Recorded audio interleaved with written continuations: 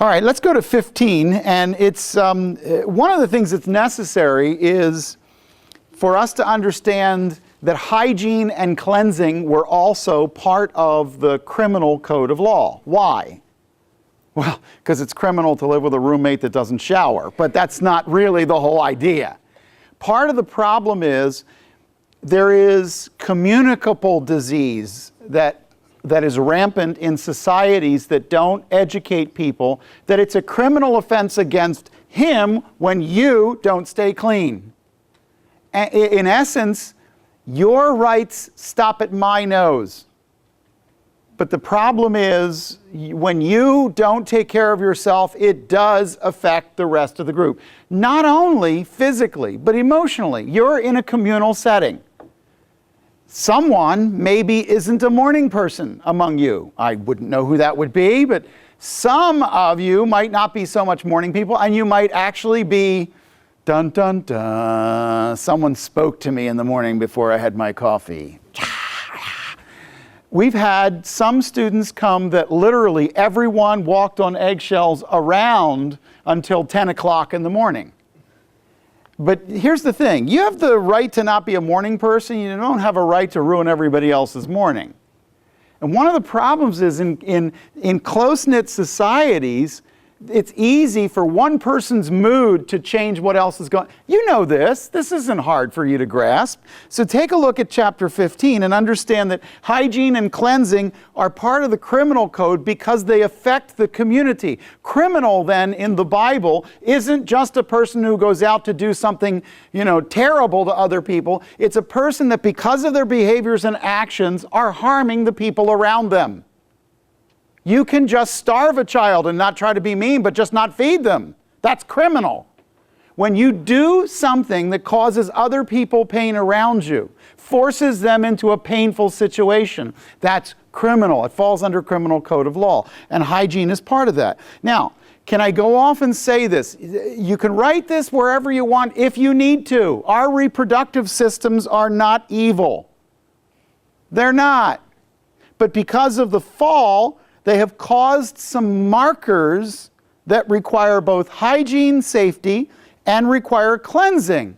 As a result, both the cleansing aspect and the criminal aspect come out in the code. Let me say it this way. In chapter 15, 1 to 18, there are specific requirements for cleansings for male emissions. And in verses 19 to 33, there are specific requirements for female emissions. If you have nothing else in chapter 15, you should have 1 through 18 male emissions and 19 to 33 female emissions. It seems to me 5 observations are in order. First of all, certain discharges are unclean by themselves. When I say unclean, I mean handle with caution. In other words, it's not unclean in the sense of, it's unclean in the sense that you have to be careful with it. So if I cut my hand and begin to bleed, I become defiled or unclean. It doesn't mean that no one's ever seen blood before. So you and I are going, well, what's the big deal? But we have antibacterial soap, we have Band-Aids. We're not out there rustling sheep all day. The number of things that can go wrong for a person with an active sore when they're dealing with cattle and livestock are multiple times what they could. Now, even in our day, the cattle and livestock get various injections so that they have certain antibiotics and things like that. I want you to go back into a time when there was rampant bacteria, rampant viral activity, very few antibiotics, and so you need to look at this within that cleansing. Besides that, people didn't get baths. I mean, I think that we don't realize that really a bath or a shower is within the last 150 years. Before that, people didn't do it. They bathed from a bowl. Now, that's not terribly easy to pull off and get hygienically clean without things like soap. Or, seriously. So you have to remember, the toothbrush isn't that old.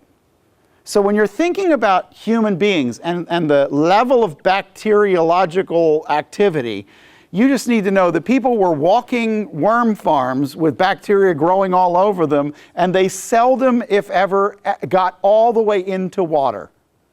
The idea of like jumping in a pool of water was something that somebody did a few times in their life. So most of the time it's a bowl experience, all right? With that in mind, let's take a look first of all at the fact that there are certain discharges are considered unclean. Unclean equals highly introspective or need for high caution, I guess I should say. Need for high caution. I don't know another way to say that. There's probably a better way. Second thing I would note is that two of the ailments here pertain to men, and two of the ailments here pertain to women. And I say ailments not as, I don't mean it as sickness, that's not a good word, but two of the conditions here are male, two of the conditions are female. The reason I mention that is because often when I hear about the law, it's only regarding the woman, not regarding the man. I think it has to do with just a level of embarrassment of preaching the passage. I don't know what else it could be. Number three, both men and women have what might be called normal discharges. Okay, these are normal activities of their life.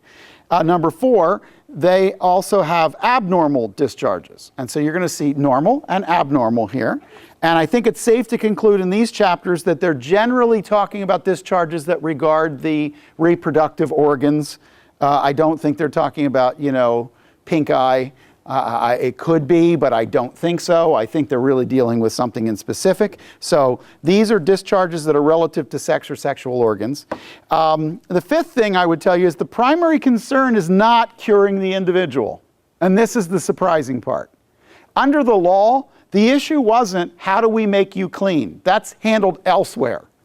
This issue is, it's not even how do we protect public health, although there's some of that. I would say primarily the issue here is what you see in 15:31 to 33. Thus you shall keep the sons of Israel separated from their uncleanness, so that they will not die in their uncleanness by their defiling my tabernacle that is among them. Funny as it sounds, God wanted to keep communicable diseases out of his tabernacle. So basically what he was saying is, this law is set up not just to keep the people safe and healthy, but also to keep you safe from a violation that causes me to step in and take some of you out. So health is a spiritual issue in a communal setting. How you care for your body is a communal issue because you're living together in dorms. So in a very real sense, you understand the tent living of the ancients here. The other thing is that even your emotions. Look, let me put it this way. If Dennis decides he's going to stay up way too late and he's going to read articles on Facebook, otherwise known as time suck, he's going to sit there and he's going to look at, articles, and now it's 3 a.m., okay? And he's staying up. There's a net effect to what he's doing because his roommate also, who's trying to get a good night's sleep, is listening to the click and the movement of what he's doing, and it's sort of not getting to that level of sleep he needs to get to. Then in the morning, we have to roust him out of bed because Dennis in the morning, he's going to be real trouble. And so he gets out of bed and he's in a bad mood. And then by the time you all pile into your cars or van or whatever to get over here, he's grousing, and yelling at girls because you know what he does. And he's just being a real pain. And by the time you get in here, your attitude is set because of his bad choice. In other words, when you choose not to take care of yourself, it comes out in everyone else. And everybody knows this, but in every relationship, there's a thermostat and a thermometer. A thermostat sets the temperature, a thermometer reads it. Did you ever walk into a relationship and it was chilly in there? Like you walked in and you went, whoa, I don't know what I did, but I did something. Welcome to my life. I spend a lot of time going, I have no idea what I did wrong, but I know I did something. And here's the thing. If you don't like the temperature in the room, then switch places. Become the thermostat. Start being the person who changes and warms the room deliberately. Hey, I can see this is a tough day. Is there something I can do to help to make your life go better? what you're doing is throwing something at it to help change it, okay? Well, health then and emotions are a spiritual issue. Let's take a look very quickly. Verse 2, speak to the sons of Israel. Say to them, when a man has a discharge from his body, his discharge is unclean. Why?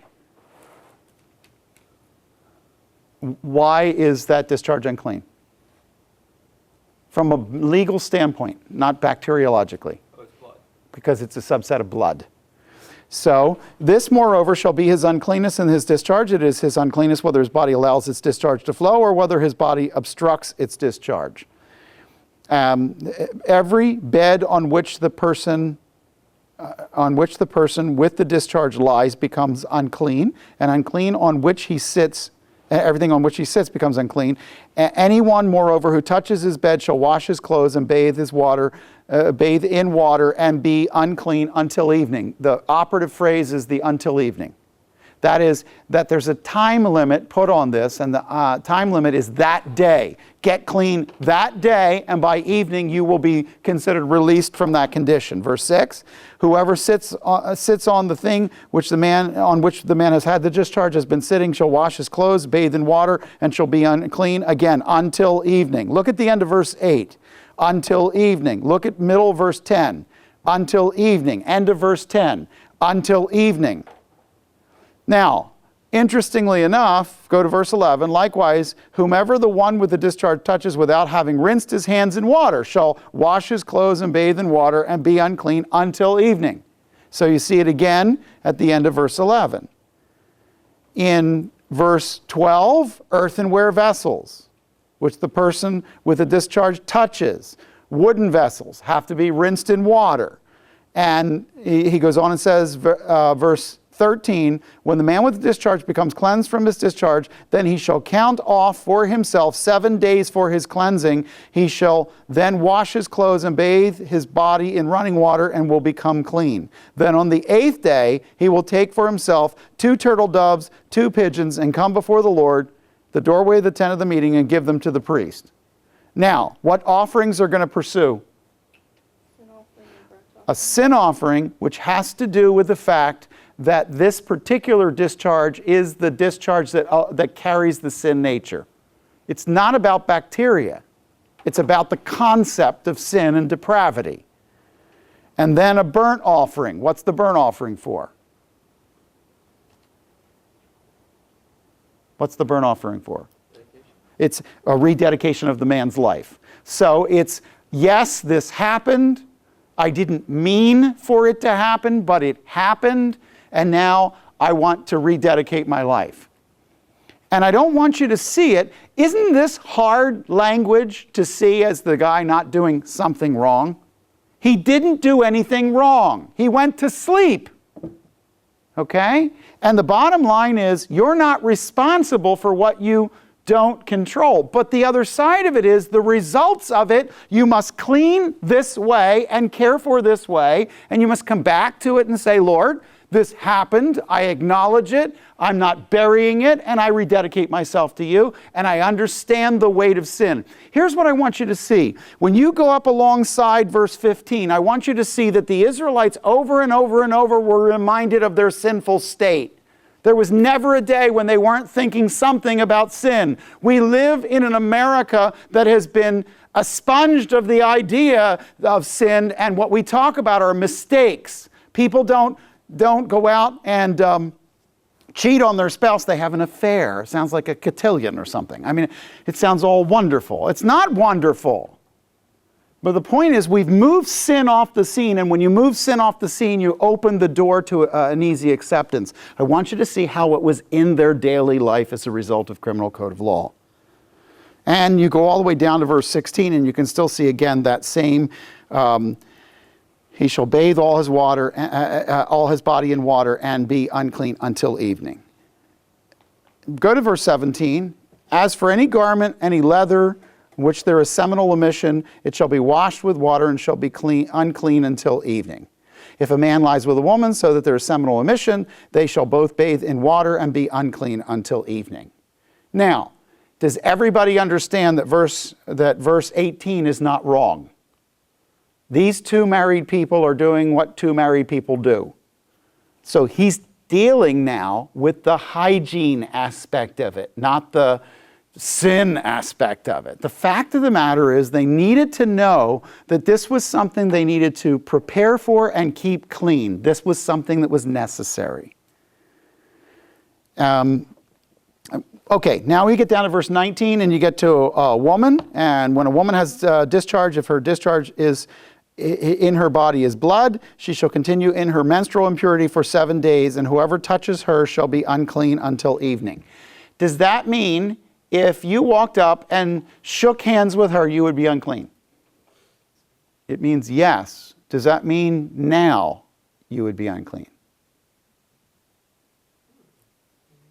No, the level of hygiene is dramatically different today. What he was dealing with was there weren't the products available, and there wasn't the cleaning available that is available for people today. So what I want you to do is just relax for a minute and understand that what he's dealing with are people in the desert that don't have anything. There's no CVS or Walgreens, okay? They basically are down to some very basic hygiene standards, so God is stepping in to let them know what those hygiene standards are. When you get all the way down to the bottom of this, you get all the way down to verse 30, notice that there's a sin offering and a burnt offering. What's the sin offering for?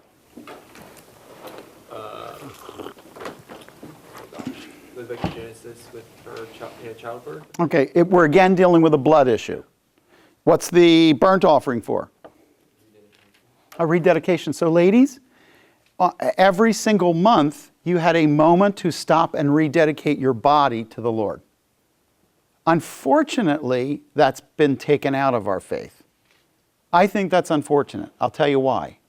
I think that there is you have to understand that the thing that the woman wanted the most in her life in the biblical period was what? Who said it? Nice and loud? A child. So every month, her monthly menstrual cycle was a month that it didn't happen. But she rededicated her life to the Lord, and the significance of her life was not all found in the child. God didn't want her to feel the way she felt. She felt like she was incomplete without a child, and he wanted her to feel like she was complete in him.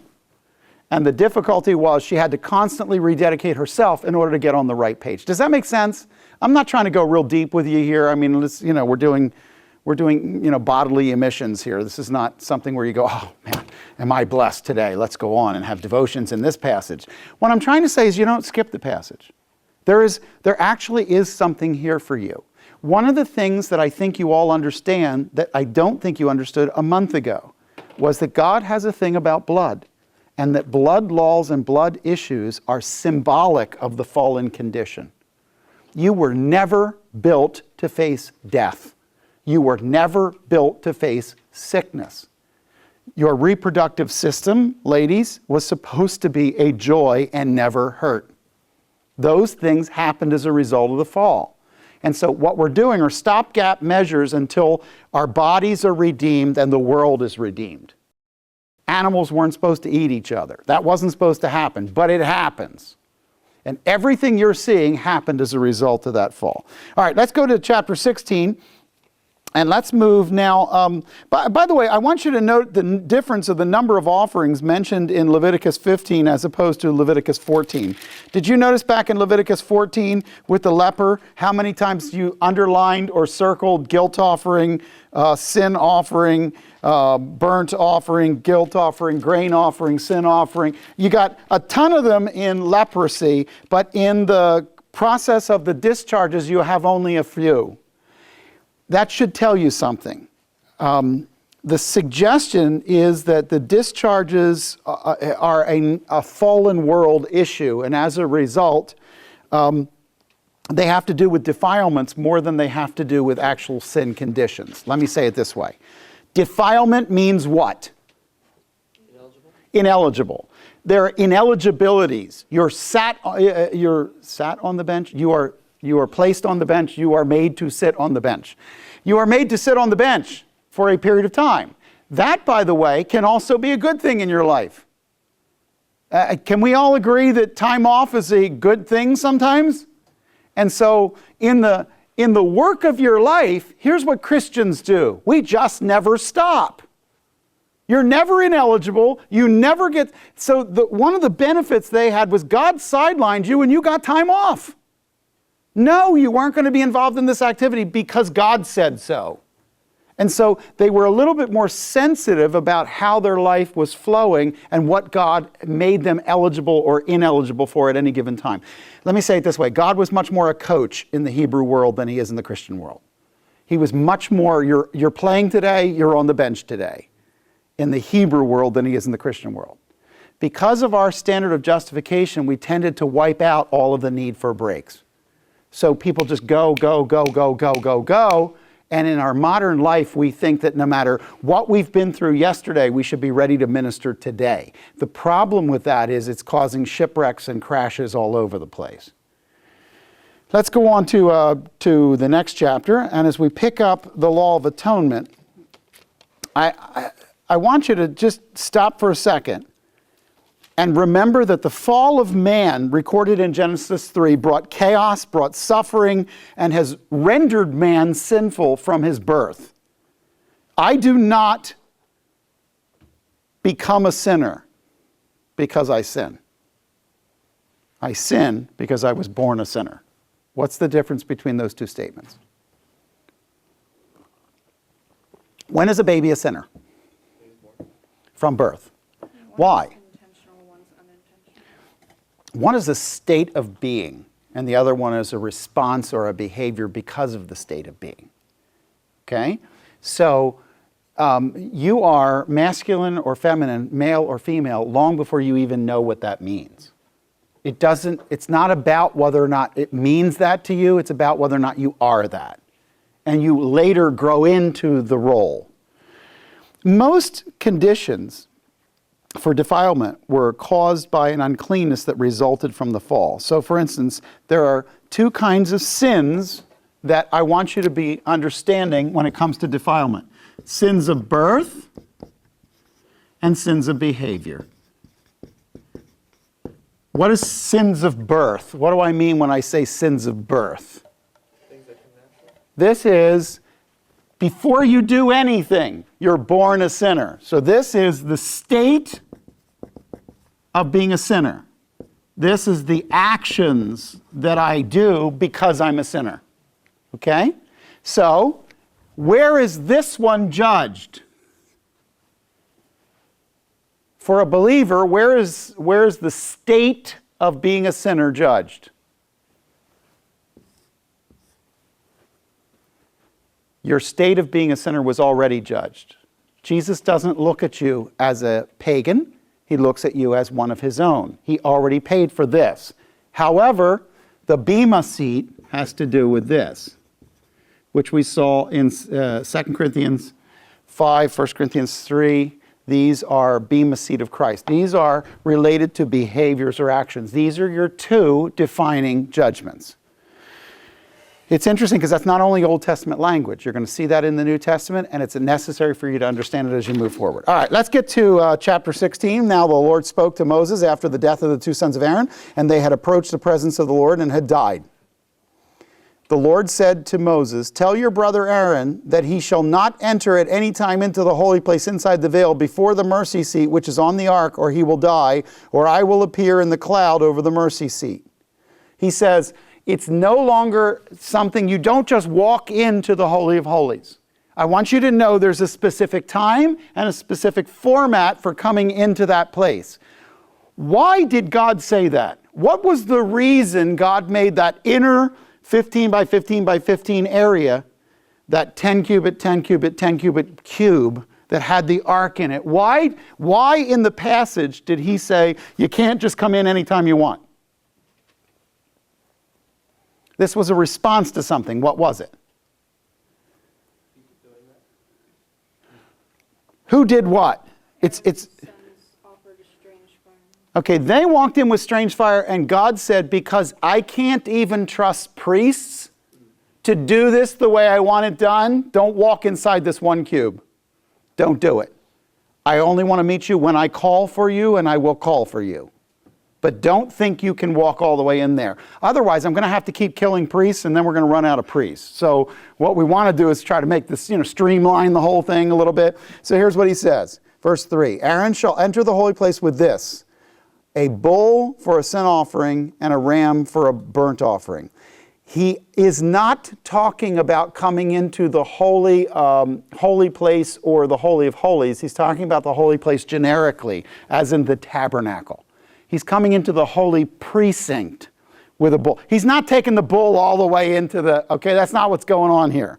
He says he enters the holy precinct and he brings a bull and a ram. He shall put on a holy tunic, and the linen garments shall be next to his body, and he shall be girded with the linen sash and attired with the linen turban. These are the holy garments. He shall bathe his body in water and put them on. He shall take from the congregation of the sons of Israel 2 male goats for a sin offering and 1 ram for a burnt offering. I want you to notice something about verse 4. He took off the blue coat with the bells. When he goes in, there's no bells on the garment. So this rope, that we put on him, the passage says very specifically, he takes off the blue coat, he walks in a white linen shroud with a sash. I want you to underline very quickly, we're just going to do something very mechanical. Verse 6, sin offering. Verse 9, sin offering. 11, sin offering, twice. 15, sin offering.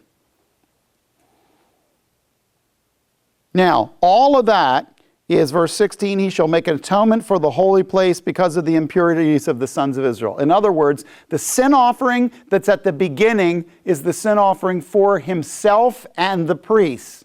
This isn't about the people yet. He's saying you can't begin to work on the atonement of the people till you deal with your own sin. So somewhere in that note, alongside, just say this: I can't help other people deal with their sin till I deal with my sin. Priests have to get clean before they can do the priestly job to help the person. So the whole first half of the passage is get yourself to take an offering for you so that you can be cleaned up, so that you can start to address this. You're not going to abate my wrath for other people if you're coming in with your own judgment behind you because you won't take care of it. And then in verse 23, Aaron shall come into the tent of meeting, take off the linen garments which he has put on when he went into the holy place, and he shall leave them there. He shall bathe his body with water in the holy place and put it on his clothes. He shall come forth and offer, and here we go. Underline this one, verse 24, twice burnt offering.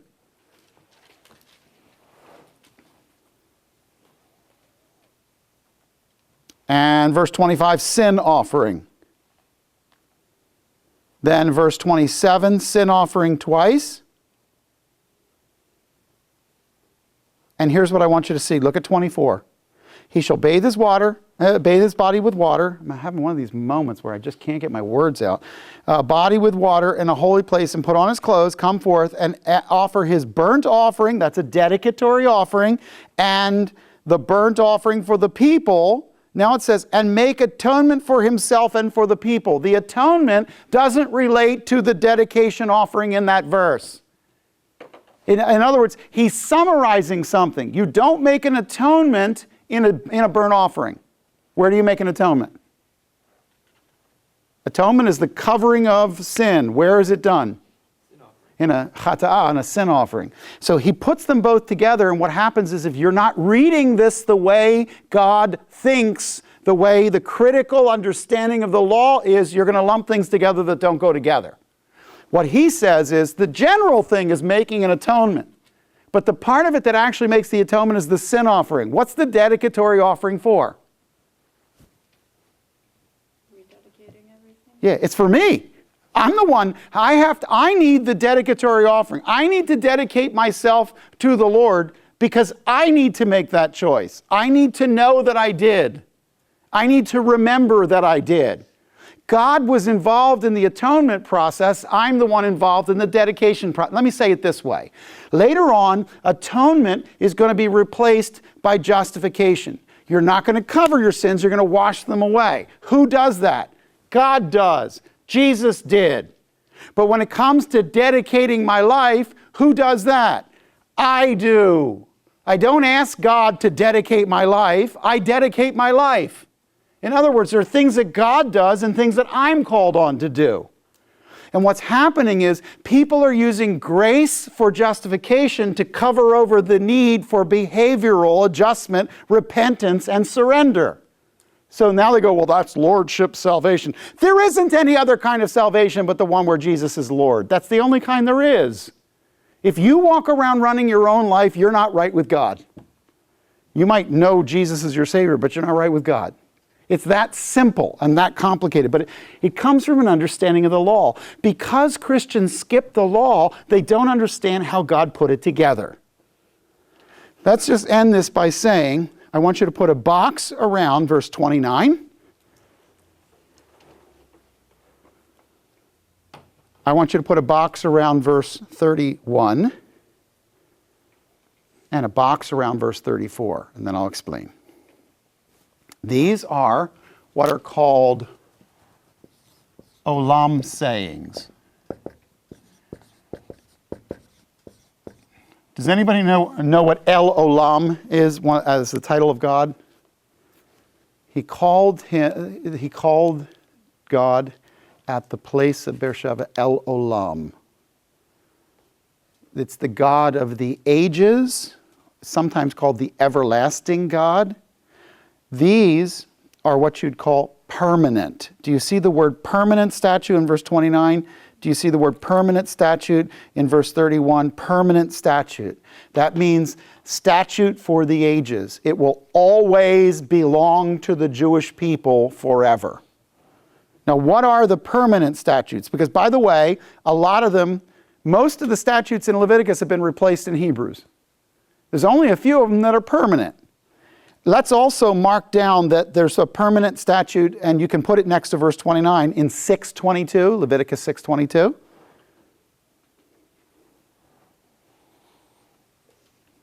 So, almost all of the permanent statutes, by the way, there's another one in 17:7. You can put a box around that one. These are the ones that are called permanent. What are the permanent statutes of Leviticus, or the olam sayings of Leviticus? Well, one of them is that on the 7th month, in verse 29, on the 10th day of the month, you shall humble your souls and not do any work, whether the native or the alien that sojourns among you, for it is the day of atonement. In other words, the calendar day of atonement stays with the Jewish people forever. Even after Messiah comes, it is a permanent statute to them. They are never to forget that God gave a specific commandment for a specific day on the calendar, where they are to remember annually what atonement cost and how atonement came about, and later on what justification cost and how justification came about. In verse 31, what's the second one? Is it a second one, or is it a restatement of the first one? It is. It's a restatement of, by the way, don't work. Make it a Sabbath. Because it's going to be the temptation of people to work on that day. So he says, I want you to take that day off as part of Israel, and anybody who's with Israel, take that day off, make it a permanent statute, make it a Sabbath. Now drop down to verse 34 and tell me, is that a restatement or something additional? It is a restatement. This is only one single command. The single command is Day of Atonement doesn't go away after Messiah. Now, you won't find any Christians that acknowledge that, but that's the clear reading of the passage. When you say the word permanent or for the ages to the ages, what you're saying is it's a permanent part. But remember, it's to a people. Nobody's telling Dennis he's got to go out and start keeping the Day of Atonement. You move to Israel, you need to start keeping the Day of Atonement. Because now you're surrounded by God's people that are very uniquely called to do it, and it says even the alien that is among you needs to do it. Which, by the way, you can't let anybody in and participate in unless they're circumcised. So that means that they even get to know that about you, and that even has to be taken care of, because either that or you need to leave town. That's what you need to do. Chapter 17 then continues the atonement language, but now we're into something else. It says, speak to Aaron and his sons and to all the sons of Israel and say, this is what the Lord commanded, saying, any man from the house of Israel who slaughters an ox, a lamb, a goat in the camp, or who slaughters it outside and has not brought it to the doorway of the tent of meeting to present it as an offering to the Lord will be before the tabernacle of the Lord. Blood guiltness is to be reckoned to that man. He has shed blood, and that man shall be cut off from among his people. What did they just say? In 2 words, no butchers. Or 3 words, no butcher shops. The only place one could kill the animal was at the tabernacle. Now, when did this change? Obviously, God is not saying, I'm against butcher shops. Everybody has to come to the temple to get their meat. When did this change? It obviously had to have changed. Just take a shot out of the dark. What you know of the law, when would this be rescinded? That's it. When they settle in the land, there's another set of laws going to be given by God later, and he's going to amend this law. This is, during the journey, nobody gets to butcher their own animals in the camp. Why would that be what would the reason be that God would do that? Okay, you got a problem with blood in the camp. You got a problem with whether everyone's going to learn what the priests learn about how to kill the animal in a hygienic way and clean up afterwards. Also, they even say outside the camp, but the point is they don't want people running around killing animals outside the camp because they're going to bring the blood on their hands back into the camp. So this has to do with a very specific setting. Somewhere make a note that this has to do with the setting in the wilderness, and God is going to adjust this when they get into the land under constitutional law. I know, some of this is like you're going, why am I learning this? Because somebody's going to bring up to you like 10 years from now, they're going to go, well, God says he's against butcher shops. This is the kind of stuff that happens to me. I'll get into a university setting and somebody will say, well, the Bible's even against butcher shops. No, it's not. Well, you only could do this. Yeah, if you happen to be intense in the wilderness for the 40 years of the journey. But this isn't the last word on the subject. God is assuming that when Jews are spread around the world, they're not all flying to Jerusalem every time they want a burger. Okay? So let's get past that. Now, notice in verse 5, the reason is so that the sons of Israel may bring their sacrifices, which were sacrificing in the open field. In other words, one of the things I want to avoid is not just the hygiene. I want to avoid all the things they used to be sacrificing to. This is going to be a cool passage. Wait for it, because you got to get all the way to verse 7 in order to understand what it is they've been doing. Apparently, some of them still have superstitious leanings and are sacrificing to false gods in idolatry. And specifically, what were they sacrificing to in verse 7? Goat demons, Lasarim. Why is this cool? I'll tell you why. Go all over Greece and Turkey, and you will see these guys. Satyrs. These are goat demons. It was a very active Hittite cult. It had swept the world. And in fact, some of the satyrs were responsible in some of the Greek stories for raping women. They were half man, half goat, which I just think they were guys who desperately needed a waxing or something. I mean, they're obviously, they're guys who, never mind. Here's what I'm saying in verse 7. No longer sacrifice to the goat demons, to which they play the harlot. I want you to stop. Look at the word that God used for idolatry. What did he link idolatry to? The word harlot. Now, why did he link it to prostitute? Because God looked at his relationship with the people as a marriage, remember? 2 marriages of the Bible. So he looked at false religion as people having like a marriage but not being married. Does that make sense? He looked at harlotry as people playing house that weren't married. All the way through the Bible, harlotry is the description God gives of idolatry. So sometimes in the prophets, later on as we're reading, we're going to see, and they've played the harlot, does not necessarily mean prostitution. It might mean idolatry. There's 2 ways to use the word, and this is where it appears in the law. Okay, Then you shall say, any man, verse 8, from the house. By the way, that's one of the permanent ones. This is a permanent law. What is the permanent statute? Sacrifice the goat demons? They can't sacrifice to idols. Yeah, no idolatry. So what we've seen is 1 day to remember sin and atonement, and no idolatry. These are the two things we've seen that are permanent to the Jewish people. So, no idolatry. And so God can replace most of Leviticus. He can bulldoze it with justification, but those two become permanent statutes. You still got to remember how I did this, and you can't have another God. Okay? We're all okay with that?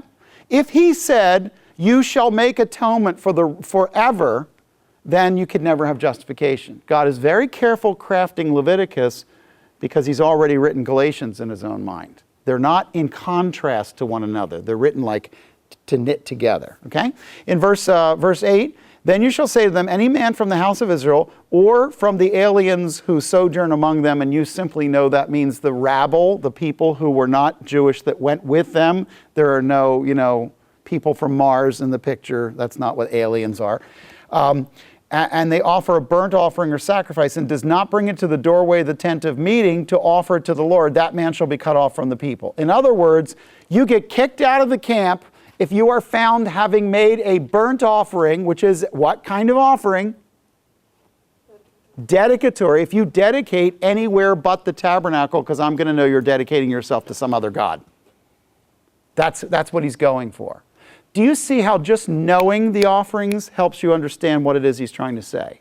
Because I think it's going to be important when you get 5 books later, you're going to need to be able to say, oh, he made a burnt offering. I wonder what's going on in his life that he has to dedicate himself.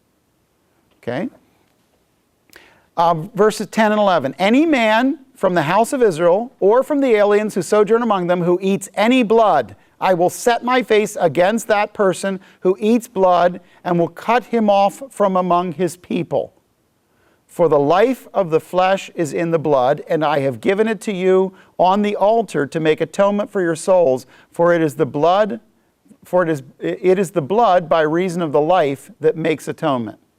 The verses 10 and 11 are the key symbolic in the law statements of God's feeling on blood.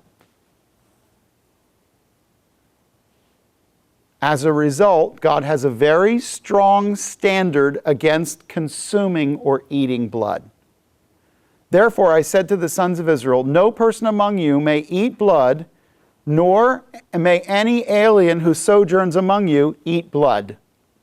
So when a man from the sons of Israel or from the aliens who sojourn among them in hunting catches a beast or a bird which may be eaten, he shall pour out its blood and cover it with earth. So, in other words, when he goes out and catches a wild animal, he does not bring the live wild animal to the tabernacle to kill it. That's only for sacrificial animals. What does he do? He kills it there and he bleeds out the animal on the ground and then covers the blood. So, hunting parties are not the same as shepherds.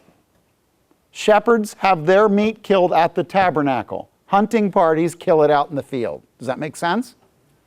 And I know that sounds, well, why in the world is God going to such specification? Because somebody's going to ask the question, well, it's a goat.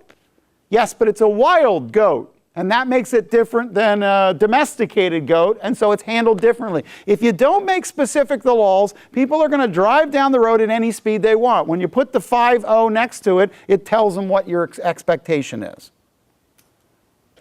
Again, he comes back to, in verse 14, for as for the life of all flesh, its blood is identified with its life. I want you to see something. There's a technical definition in verse 14. That God makes equivalent blood and life. So if a man sheds blood, by a man shall his blood be shed, means if he takes his life's blood, then it doesn't mean, well, you punched me in the nose, my nose bled, now I get to, make you bleed. That's not what he's talking about. He's talking now about lifeblood.